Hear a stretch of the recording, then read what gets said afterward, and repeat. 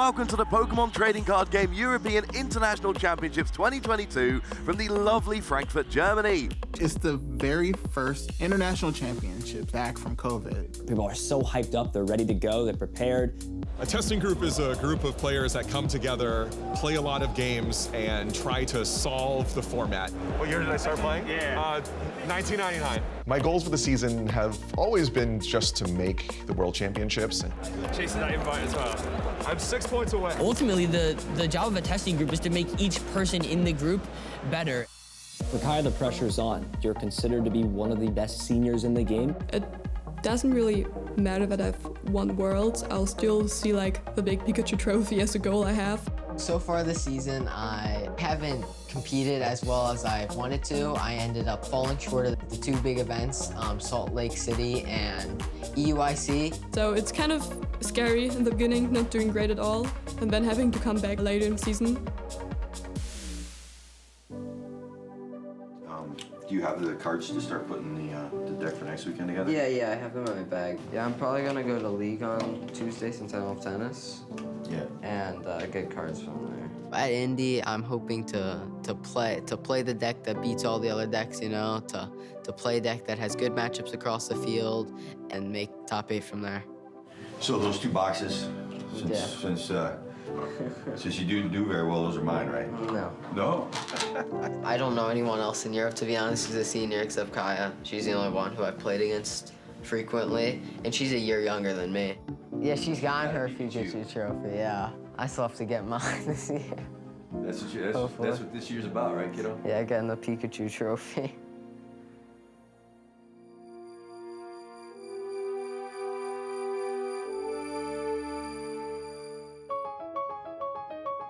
So the regional championships are always a really exciting place to go test your Pokemon skills. They're kind of a unique situation. It's not an international championship necessarily.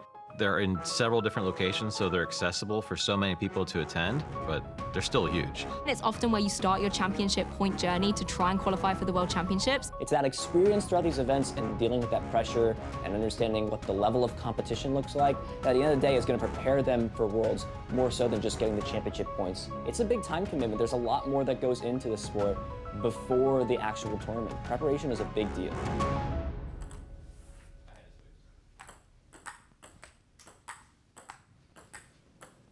I'd like to say that group of a pretty competitive family. You know, we all try our best no matter what we do. No one's throwing a game for the other person. We're all trying to win. Everyone's trying to get the champion title type of thing. I live in Cape Coral, Florida. This is where I actually learned how to play Pokemon.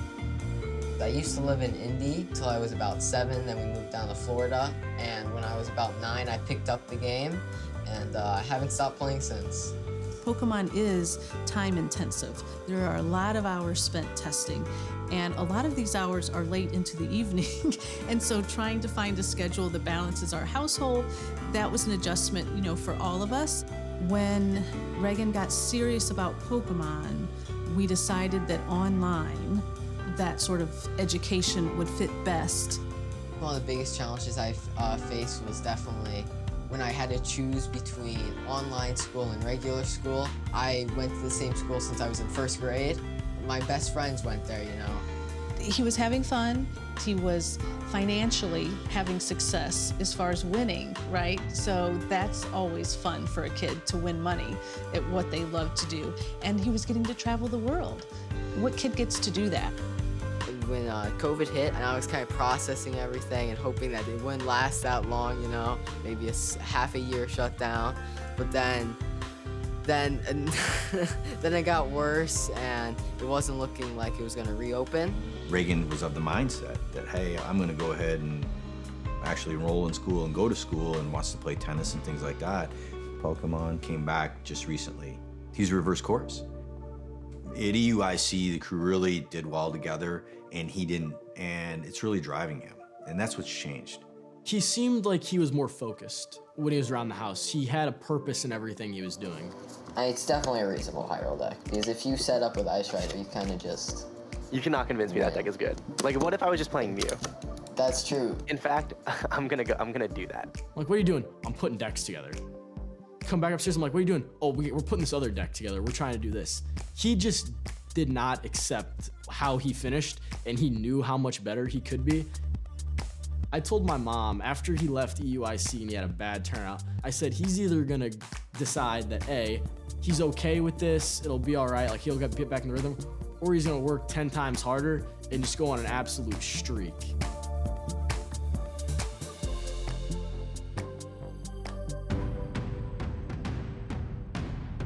So Indianapolis regionals are coming up, and it's been crazy. We opened registration and we capped out in Masters in like an hour. Pokemon's popularity over COVID has just gone like that. Now with like the big influx of players in the game and like regionals registrations like filling up like crazy, it's a big deal because we're seeing like the biggest tournaments we've ever seen for the game ever. Are we holding tight to the 130? Yes. There's a lot of people out there. Oh, well, 1 o'clock you said you guys can. I can start checking them. But they can't come in yet. Mike the AJ. Currently, we are like at 1,080 players. So we have enough people to monitor the lines or no? Yes, right now I've got 3 people monitoring the lines. Oh, well, 1 o'clock you said you guys take a look? Yeah. Is that okay? That is perfect. I'm stressed, but it's a good stress. I'm ready. Sorry, Daryl, I can't see your flag. Hello. All right, so I'm gonna need your player ID first. I guess the Beedrill's from you, right? The Beedrill's really good against me now. Dark is from you. Then your deck is better than the Beedrill. Because you also beat Urshifu. I remember at that tournament, I decided on playing Arceus Bees at like 10 o'clock when they were still Isaiah and then we're still testing Urshifu. And Reagan was also pretty confident on the Beedrill. No! I have Belt in hand too early. It's honestly, dude, it's fine. It's like an Urshi deck. So we're all trying to convince each other what to play. And we all have pretty strong opinions because we're all good players in our own rights. Like I actually let Reagan borrow my Beedrill because I didn't think I was gonna play it. Xander, you're still playing that deck? Bro, it's 10:30, dude! It's not even 10:30. And then at midnight when he went upstairs, I was like, hey, I'm gonna need this back. I started the game idolizing these players. Like, I loved Sam Chen. I thought he was so cool. I mean, I looked up to Xander as someone who I thought was one of the best players in the world. The best first season in Masters of all time. And then John Ng, one of the best seniors of all time. There are these guys that when I started playing, I looked up to as, you know, they're on a different level. Isaiah, when I was your age, I had your enthusiasm for this game. Now I'm here for pizza and messing around. And 6 points. And 6 points. I need 6 points. Please. I am 6 points away out of 500 for my invite to the World Championships in London, and I would like to pick up the 30 points from top 256 to clinch my invite. Table 5? Pokemon players, let's have an amazing, fun, and safe time. Trading card game, Pokemon players. Players, are you ready? Sam Chen in his prime, I would say, is a top 5 player in the game all time. There's no doubt about that. When Sam Chen is playing at 100% Sam Chen, he is an amazing player. Obviously, the break for COVID, everything like that, and just other obligations. He's getting married. He's got real life to deal with. So Sam has been one of the best players in the game for a while now. He usually gets handed the deck the night before and then just wins a tournament. And Sam, you can see, very charismatic. That's the Sam I know and love. So I started playing the Pokemon trading card game when I was 9 years old. And the reason I started playing is because there was a cute girl in my class who went to Pokemon League. And so I thought, well, I have some cards. I should go to Pokemon League as well. And I wasn't the only boy in the class who thought that. But that's how I got started. Nothing worked out between us, obviously. We were 9. But I got hooked to the Pokemon trading card game as a result. This just gave an opening to Sam. Looks like all he's gonna do is flying flip Sam, revealing the Guzman, the energy. Wow. Pulling a miracle game 1. There is nothing he can do. He has to extend the hand, and that does mean that Sam Chen is going to be moving on to the top 4. But right now, he's, you know, kind of got like that mental block of like, oh, I need to get my invite. If I don't get my invite, then there's no Worlds. Like, he's been playing in like World Championships or World Championship equivalent events before I was born. Heads, please. I'll choose to go first.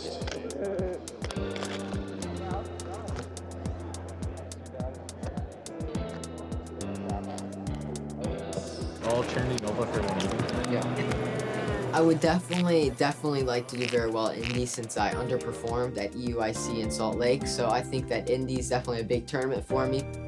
It is the biggest senior event so far. I definitely feel very defeated if I bombed out of Indy because that'd be the 3rd tournament out of 4 I've been to this year.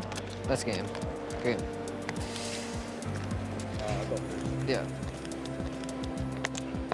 Dude, I prized a big Charmo, so you just took knockouts. May I ask you what pronoun? He, she. He, she? Sorry, I just wanted to... No, that appreciate it. Picture. Pokemon has grown past just being like a children's game at this point. I know back when it came out, grown people didn't play Pokemon as much. That demographic, I feel like, has shifted a ton since then. I'd say in high school versus as an adult, it actually is a lot different. So I think Reagan doesn't want me telling a lot of people that he plays Pokemon. I think when people hear about him being successful at this quote-unquote kids game, they are kind of enamored by it, where he is more embarrassed by it. And I think that that's just where he is as a teenage boy right now. I think the biggest thing that the game has done me is like it's taught me a lot about like self-confidence. So I was very shy about me playing Pokemon in like elementary and middle school. I'd get bullied a fair amount. People just thought it was weird. It was like, the thing was just like, oh, play a sport, play soccer, play basketball. People didn't really understand it. I'd say there's like a curve to the acceptance of Pokemon. It's kind of bizarre. So like it starts up here and like all the kids are like, oh, you play Pokemon like competitively? That's so cool. And they're like, and then you go to like 16 and it's like, what are you, a nerd? And then you get up to like 22, 23, and they're like, oh, you play Pokemon? That's so cool. There were mixed reviews on my classmates, but everyone in middle schools like that, they're whatever. But when I got up into high school and even now in college, when I tell people about it, they're like, dude, this is the coolest thing ever. And it really like made me feel like I was like, this is the coolest thing ever. I should have never felt like I needed to like be shy about it or anything. And it definitely taught me a big lesson about self-confidence, just like be yourself. So one thing that I think could have derailed Reagan in some possible way in life, as well as Pokemon, is that he was not growing at a normal rate. We noticed that he was falling off the growth chart, and so his pediatrician recommended a specialist for us to go to as being a good candidate for taking growth hormone. It was pretty noticeable at Pokemon and everywhere else in life that he was very small in comparison to other kids his age. He's a pretty laid back, humble, relaxed kid. You know, obviously with disappointment, he goes through a thought process. Sometimes he needs his own time, but he doesn't dwell on it. He does well with that. I've always given him a hard time about his size. He just kind of is him and lets you judge him off of him. His take was that I'm good. I don't want to take the growth hormone. And so I think that was a much broader life lesson that he can go back and say, you know, I remember I'd listened to myself and that turned out so well, because he has hit a growth spurt now. And I do appreciate all his friends, and particularly the Pokemon community, for accepting him just as he is. Is like, if I hit, like, dude, all the top players are on Mew and like Whimsicott and stuff. Yeah. I'm just like, dude, if I hit them, oh my God, I win the tournament. Like, So who are some of the names that we can expect to be seeing in day 2 tomorrow? Yeah, just looking at the B-boys. When we get to an event of this stakes with a break as long as this due to quarantine, these players want to prove to everybody that they are still the top of their game. The B guys, the B-boys. For this event, we were most definitely the B-boys. Please don't call us the B-boys. No. It's fine. There's no rust on the gears. They're ready to go. They're ready to keep things kicking, pick things back where they were, and show their dominance in the Pokemon trading card game. Sam has told us personally that like he's looking at this year as just like improving and trying to get back to that spot he was at. Right, he's definitely not as good as he was at his peak. He can come back for game, yeah. Oh, let's go. Yeah, he's fine.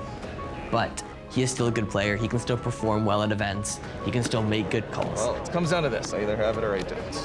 I will do this. Let me just make sure I have it. I think I have the game. And so I'm so proud of him for sticking in it, for putting in the time. He's been testing all that he can for these events, and it's been showing. Sorry. Yeah, you're good. I don't have it.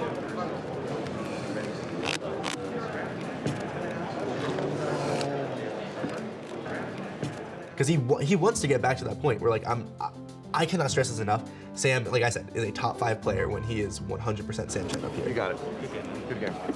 I definitely feel like I've been playing worse than my peak. I've been making some mistakes. I haven't been really planning out my turns or the next couple turns quite as well as I have in the past when I used to play a lot more.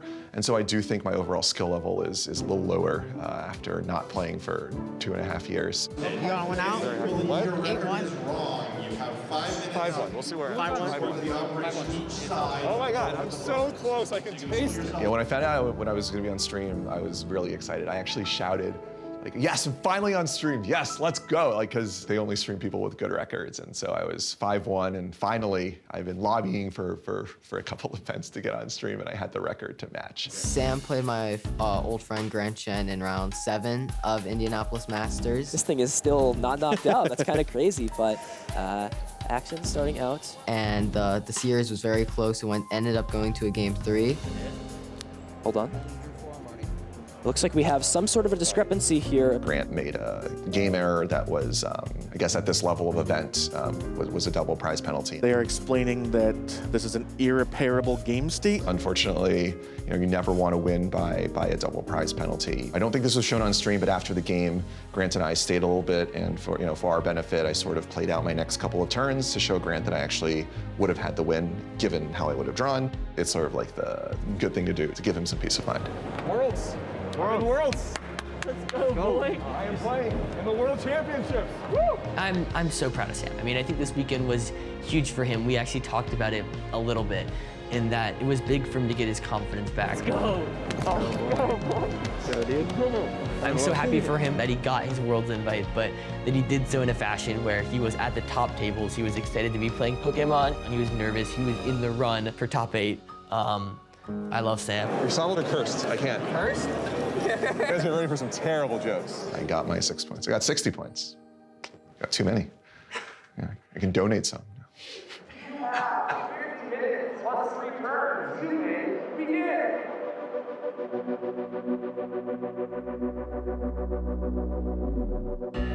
Players who are in their last year seniors, there's a lot of confidence you've got going into that last year. You've performed well. You are at the peak of your division. You are at the last year. You have the most experience out of these players in this division. So having been a former top-level senior, I know what it's like. In your last year, there's a lot of pressure to really show what you've got and be like, all right, I'm number 1, and propel yourself into Masters with that same energy. In my last year in seniors, I went through a rough patch early on as well and had to catch my stride again. And so I definitely felt for Reagan a lot when he didn't do as well at Salt Lake and at EUIC. Our dad really instilled in us when we were younger, like, hey, things gonna happen to you in life that are totally out of your control, nothing you can do about it. And the one thing that you can do is find solutions. In top 4, I ended up hitting Caleb Rogerson. He actually won Salt Lake City and EUIC, so he hasn't lost in the med yet. My hand. And in game 3, time was actually called. Went on for a super long time. He actually attached the wrong energy, which gave me an opening with B-Drill to take the game.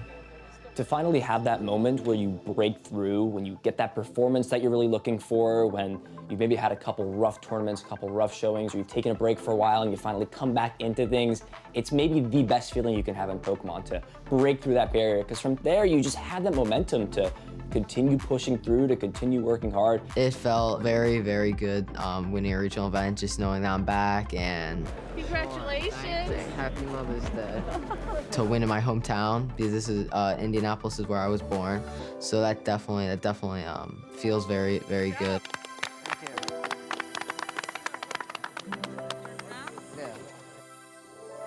I could not be more proud of him. I mean, I love Reagan to death. I love seeing him succeed, and so I'm so happy for him that he finally got that win that he's been deserving. Reagan and I, we both sort of sat down, we tested, and we just put our trust in the group. And for me, it was really great getting a big, deep finish at the regionals. For Reagan, winning another regional in seniors is a fantastic accomplishment. So I think us putting our trust in the group and playing the deck that we all worked on, paid dividends for both of us. I'm proud of the work he's put in, but it's his success. You know what I mean? It's his success, and I couldn't be happier for him. As I've told you before, I'll get him to where he needs to go. I'll make sure he has the resources. The rest is up to him. But when he won Indy, ever since then, man, he's been killing it. So at New Jersey and Vancouver, I won back-to-back-to-back. I don't care what division you're in, winning 3 regionals in a row is insane. Steve told me, because Steve is always looking at rankings, and so Steve told me that Reagan was ranked #1 in the world. It is nice to, you know, finally be back on top after the start of the season. Wait, what did I select? No. Sam, why did you select a theme deck? What? I'm sorry.